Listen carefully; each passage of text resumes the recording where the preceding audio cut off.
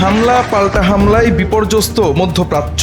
ইরানকে লক্ষ্যবস্তু করে শুরু করা যুদ্ধে যুক্তরাষ্ট্র ও ইসরায়েলও পড়েছে ব্যাপক ক্ষতির মুখে। মধ্যপ্রাচ্যের প্রায় সবগুলো মার্কিন ঘাঁটিতে হামলা চালিয়েছে তেহরান। মার্কিন রাডার ভেদ করে ইরানের মিসাইল আছড়ে পড়েছে ইসরায়েলেও। এমন অবস্থায় জাতিসংঘ থেকে নিয়ে আন্তর্জাতিক পরিমণ্ডলে শুরু হয়েছে শান্তির আলোচনা। মার্কিন প্রেসিডেন্ট ডোনাল্ড ট্রাম্পও বলেছেন যুদ্ধ বন্ধের কথা, যদিও তার মতে তিনি ইতিমধ্যে বিজয়ী হয়েছেন। মার্কিন সংবাদ মাধ্যম অ্যাক্সিওসকে বলেছেন যুদ্ধ শিগগিরই শেষ হবে এবং ইরানে আঘাত করার মতো আসলে আর কিছুই বাকি নেই। এক বক্তব্যে ট্রাম্পকে বলতে শোনা গেছে তিনি প্রথম দিনই জয়ী হয়েছেন।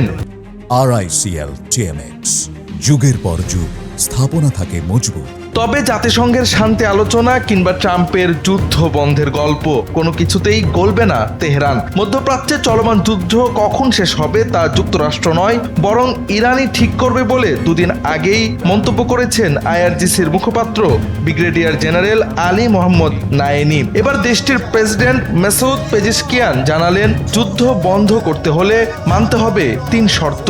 বুধবার রাশিয়া ও পাকিস্তানের নেতাদের সঙ্গে আলাপের পর সামাজিক যোগাযোগ মাধ্যম এক্সে দেওয়া এক পোস্টে ইরানের প্রেসিডেন্ট বলেন, ইহুদিবাদী শাসক গোষ্ঠী এবং যুক্তরাষ্ট্রের উস্কানিতে শুরু হওয়া এই যুদ্ধ বন্ধ করার একমাত্র উপায় হলো ইরানের 3টি শর্ত পূরণ করা। প্রেসিডেন্ট লিখেন, প্রথমত ইরানের বৈধ অধিকারের স্বীকৃতি দিতে হবে, আন্তর্জাতিক পরিমণ্ডলে ইরানের ন্যায্য অধিকার মেনে নিতে হবে। দ্বিতীয়ত সাম্প্রতিক হামলায় ইরানের যে ক্ষতি হয়েছে তার পূর্ণ ক্ষতিপূরণ দিতে হবে। তৃতীয়ত ভবিষ্যতে এ ধরনের কোনো হামলা যেন না হয় তা প্রতিরোধে বাধ্যতামূলক আন্তর্জাতিক নিশ্চয়তা দিতে হবে।